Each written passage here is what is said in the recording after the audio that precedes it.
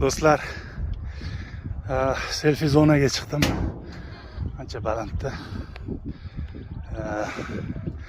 Sentob qishlog'i, Nurota tog'lari. Atrof ko'rsataman. Kelish uchun eng yaxshi lokatsiyalardan biri.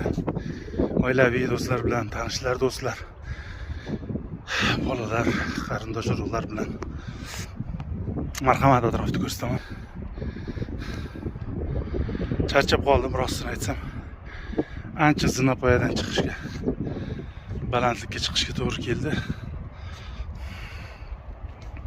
Ko'rib turibsizlar, juda ham chiroyli joylar.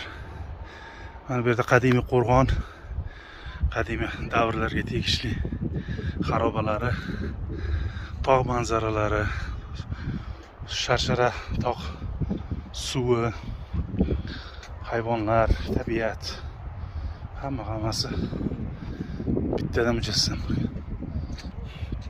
Bu ikkinchi katta selfie zona. Mana bu yerda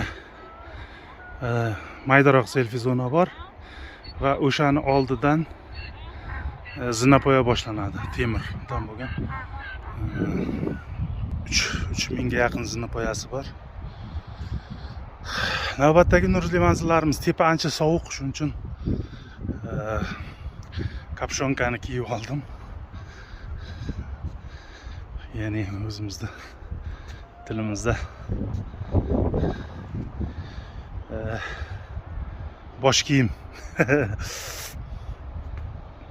Kelinglar, navbatdagi nurli manzillarimiz, navbatdagi lokatsiya Nurota tog'lari, Sentob qishlog'i. Jizzax tomonga yurasizlar, demak Sentobdan keyin Mojrim, Muxum, Asraf kabi tog' qishloqlari chiqadi. Navoiy viloyati va Jizzax viloyati o'rtasidagi chegara oldi qishloq hisoblanadi. Shimol tomonda Haydarko'l joylashgan. Sog' bo'lasizlar.